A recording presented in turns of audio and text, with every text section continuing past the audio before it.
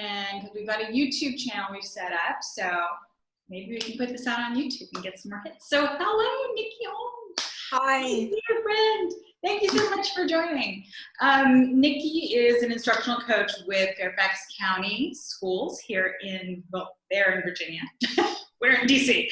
And I'm so happy that you were able to join us for a quick conversation about remote school.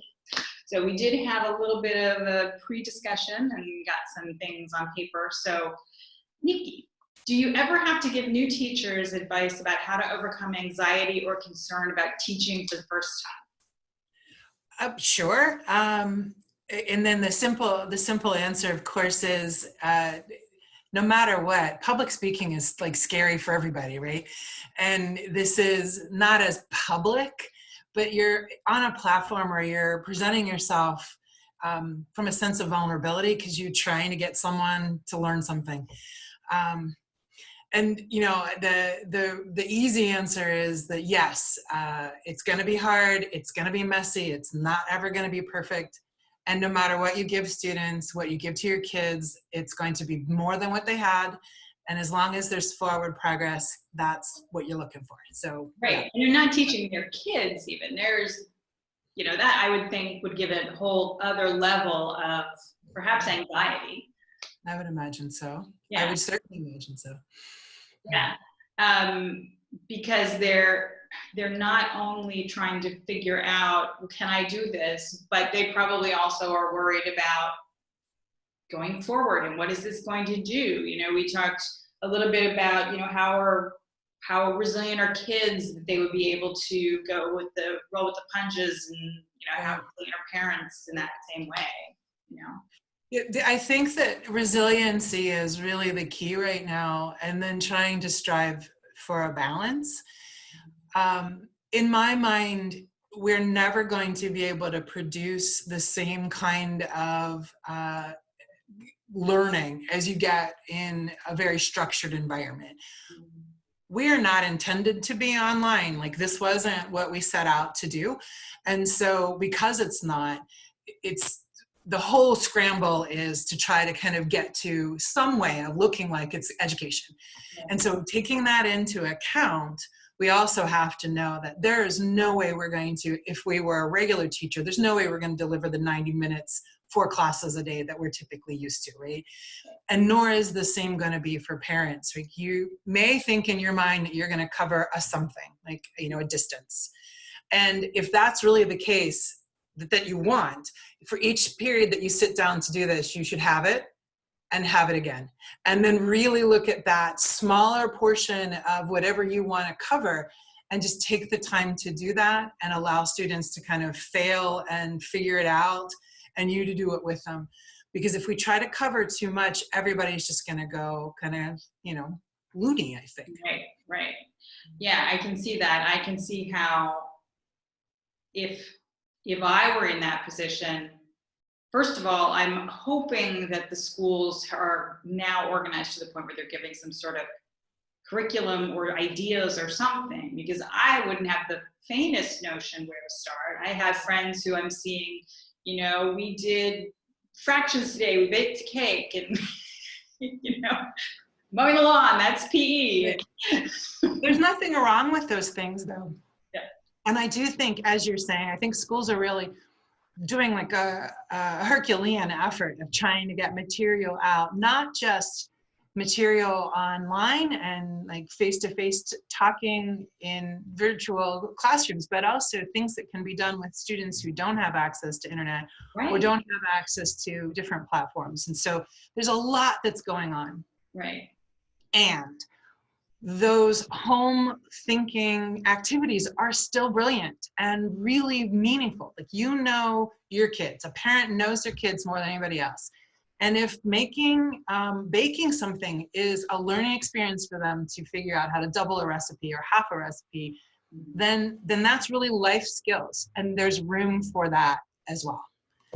So people should like relax a little bit about covering a curriculum. Like, kids are going to be okay, even if the next 3 months are just corralling the chaos, right? They're going to be fine. Yeah. Well, that's, I think, that message alone is probably exactly what parents need to hear. Because if I were in that position, I would not only be like, I don't know what to do, but I would be worried about how this is going to impact their progress going forward. Okay. I'm also not someone who, shockingly, is perfect at everything. I know you all are surprised. When I was growing up, I was very bad at math, and my mother would try to help me and tutor me, at home, and she was very good at math, but she wasn't very good at understanding how I was different. And she would just say, "Can't you just see the numbers?" No, actually, I can't. So what advice would you give a teacher or anyone facing having to teach a child who learns differently from themselves?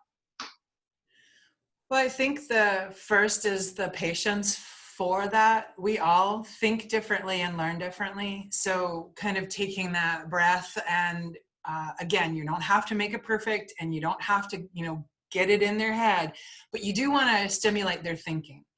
And so I think my first response would be to ask students to ask your child to tell you how they're reading whatever the problem is, or how they're interpreting, or how they're going about a plan. So if you ask them about their thinking, then that'll help you to kind of play in their brain a little bit in a way that allows you to kind of see that there might be a different direction than the one that you're aiming at. Mm-hmm. So I think, and that's something I do with my teachers, I do as a teacher myself, is like, just tell me how you're thinking about this. Like, what is your plan for problem solving? Right. And then you can start to see where, oh yeah, that's not how I would do it. Like, that makes sense to me. Like, you get those kind of things in play. Or you can see where they're going off the rails completely and say, like, here's what you might want to try. Right. So like, that patience is one. Ask to get kids to share their thinking with you, whether they do that in writing or whether they can orally communicate that will help you to understand. And then don't be afraid to say, this is just not working, right? And maybe phone a friend or find someone else who might be able to help you, or say, let's table this for now and find a different way. Like, Khan Academy has really great math lessons. That's what you mentioned, right? And there's lots of really good resources, and maybe it wouldn't happen today, but like, you could find ways around that. And there's lots of teachers, every neighborhood has one. Like, you can even scream out your window, like, okay, can someone help me find something for this? But the internet's a great resource for those kinds of things as well. Yeah. Well, and we were just having the discussion before I hit record about the great job that the cable industry is doing about making sure that that resource is available for everybody. So shout out to the cable industry. Yeah, thank you. We talked about the kids and about how kids are resilient. What about the parents? So before you became an instructional coach, you were a teacher.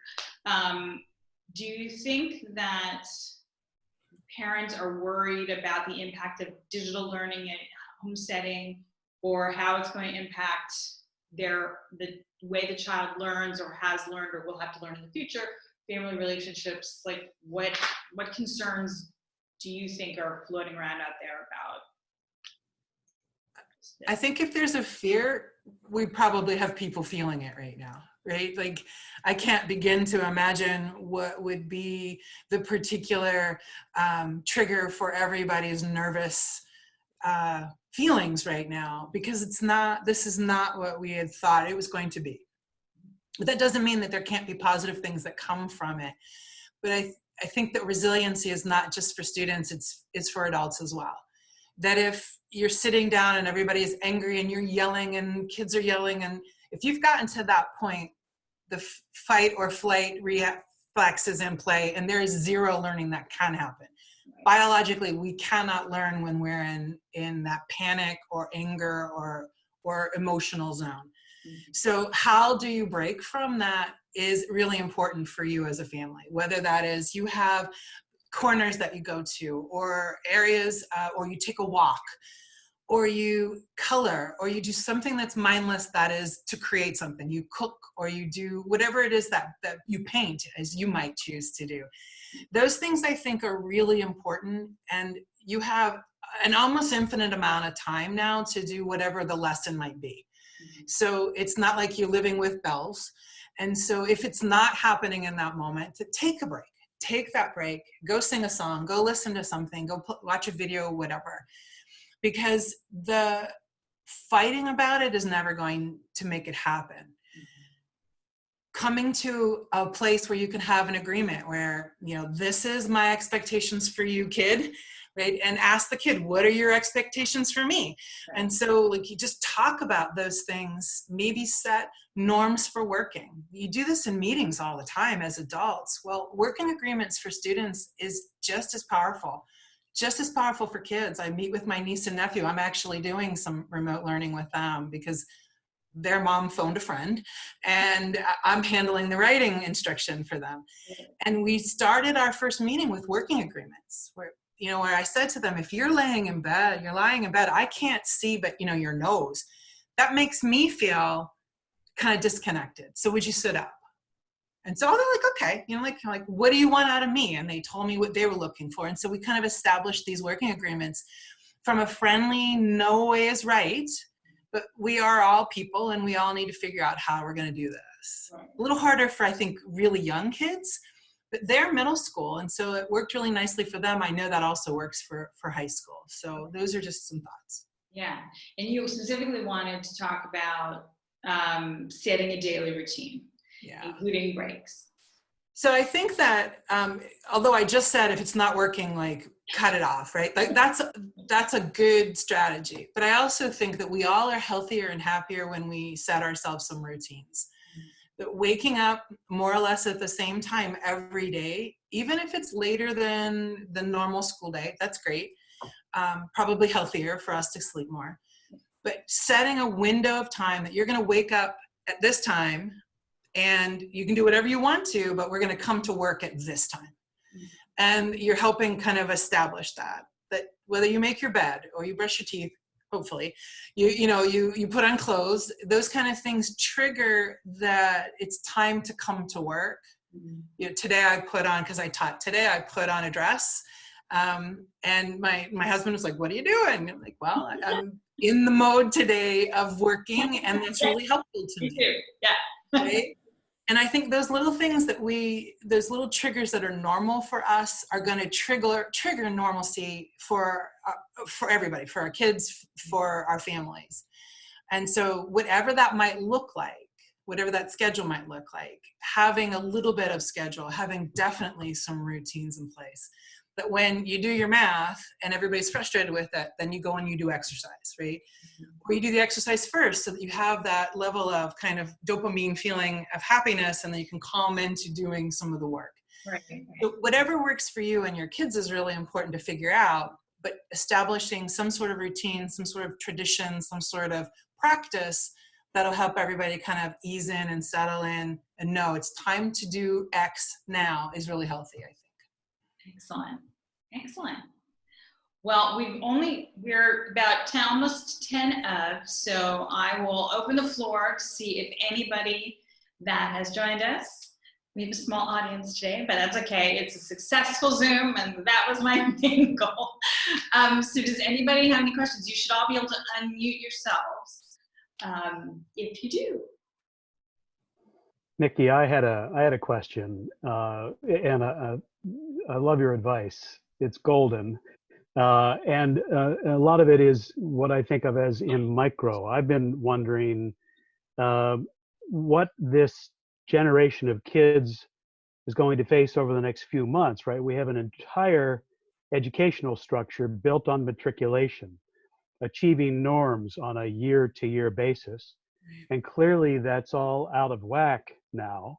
So what's your sense of how the educational community is going to handle the next couple of years? And what impact will that have on this generation of students, particularly at the elementary and middle school level? I think I am no prognosticator, right? I don't know how this is going to go. And because every single district is their own rule, right? And sometimes each school is their own rule. Then there's a whole host of possibilities of what this might look like. I'm more concerned personally for what our seniors are experiencing right now, right? They're losing some of that really beautiful, again, that tradition of what it looks like to matriculate, what it looks like and feels like to kind of come up to your final exams in your final year. And I don't have an answer for that, but I'm hoping that families try to do something that kind of marks this occasion for them in a way that allows this to be meaningful and maybe beautiful for them, because I think that's usually what the end of the year for a senior brings about. I'm not even a little bit worried about what's going to happen to our elementary students or our middle school students or even the freshman, sophomore, and junior students. We ask a lot of our students in their learning. I know in my district there's a lot of standards that we cover. There's a lot of growth that we track. And we do probably way more than we maybe even need. That is to say also that I think that we don't want to say it's okay to just like, whatever, it doesn't matter, but I do think that our students have had enough kind of structure in their world that if we try to aim to get to some structure with them now, that the learning that they do in between the two, kind of the before and the after, between those two realms, will still be meaningful. And I read something that was just really poetic and lovely the other day, that maybe this generation will be the generation that recognizes that family has a different value, that spending time with your parents, taking the time to Skype or to Zoom meet or do something with the people that you care about and or people that you want to learn more from is really a value, because we can't live in isolation. I think that we're all really at a point where we understand that these connections are really just so important. And so maybe these softer skills are really more 21st century skills, certainly post-pandemic skills, right? That I think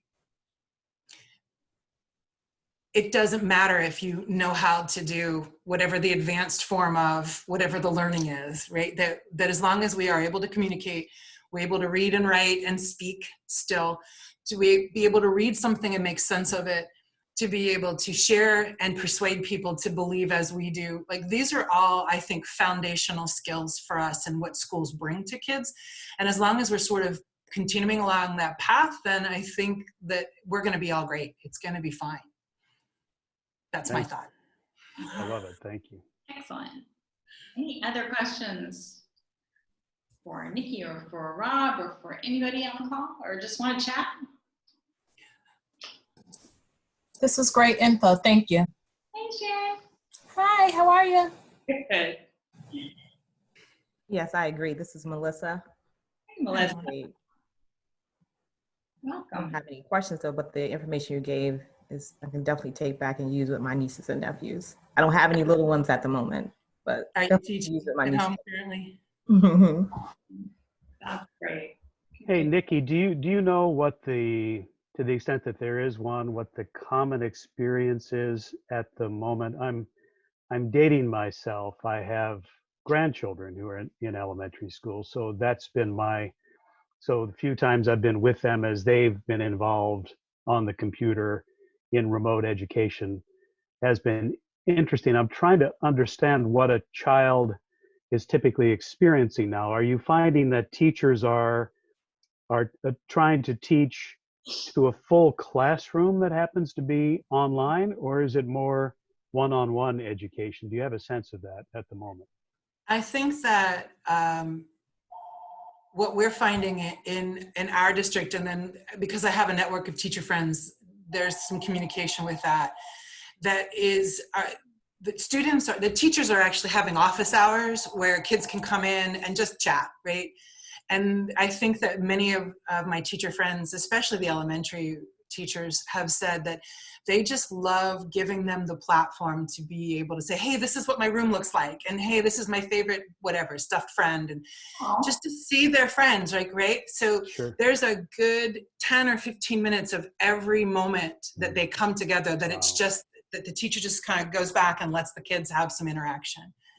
And then I think what I'm seeing happening that is being successful, that I'm hoping that maybe will continue happening, is that once this point in time, whatever this day is that we're having our sharing together, that now I'm going to break out with these students, these 10 students on this day at this time, and maybe these 10 students on this day at this time, so that we could talk about whatever it is the learning is in smaller groups. My only fear that is that I don't think every kid is logging on now. We haven't cracked the how to get to everybody, and maybe it's because we're still in this realm of it's still kind of spring breakish, that maybe we'll get into a little bit more kind of business as usual, that I hope that we're able to reach everybody, because I think, again, as I said earlier, those opportunity to communicate is what makes us so happy and healthy and comforted in our remote isolations. I think that's really, really important. Well, as you can imagine, that's largely our problem in this business, or at least our challenge. We know that even in best case scenario, spring break is over, you get everybody looped in. Even in this metro area, it's entirely possible that in every classroom, there are going to be a handful of kids who can't log on, Right. either because they don't have the connection, or they may have the connection, but they may not have the hardware that they need. Right. So we do know that the federal government is about to spend hundreds of millions of dollars to try to close that gap, now that we're so painfully aware of it. Right. It was, a year or two ago, it seemed impossible to solve, but now I think based on this experience, everybody will find a way to step up to the plate to do it. But none of it is instant, and none of it is going to solve the problem today. It's only going to be tomorrow, probably. Right. And I mean, it's reassuring to hear you say that, and to remind us that those kind of steps are in the works. We still have, I think, a barrier in front of us to how to balance if you've got a single laptop at home and you've got an adult or two adults or more than one kid that's trying to use it. And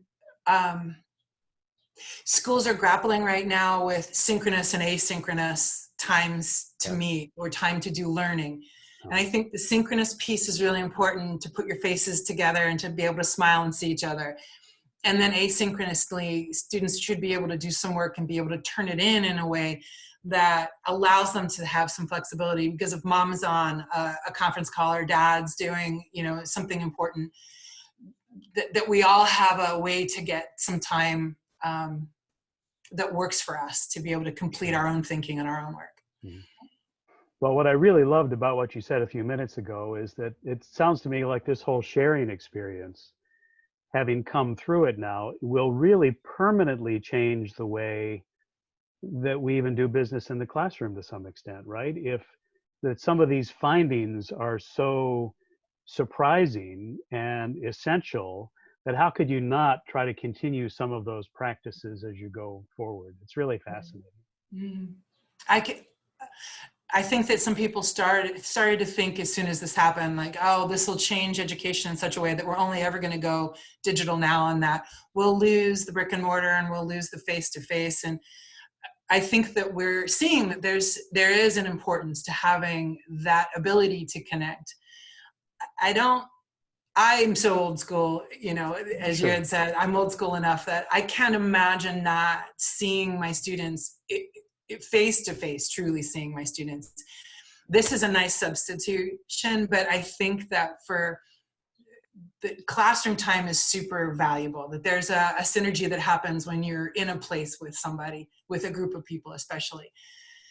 And even with saying that, though, I think that it's a possibility that we will be able to break the perfect 8 to 5 or 7 to 3 mode for education and maybe explore some other ways. Because I don't think that holding kids in a building for 8 hours a day is necessary, nor always healthy for every individual. So it'll be interesting to see what happens. And I hope that the conversation does happen, because if we don't come through this and have new lessons and new things to share, then we've lost time, and that would seem a shame. It's fabulous. Thank you. Agreed. Awesome. Well, thank you so much, Niki. We are just about at the half hour. So thank you so much, and thanks everybody who joined, and hopefully you'll join us next week for WICT Wednesdays. Thanks, Anne. Great job, Anne. Everyone.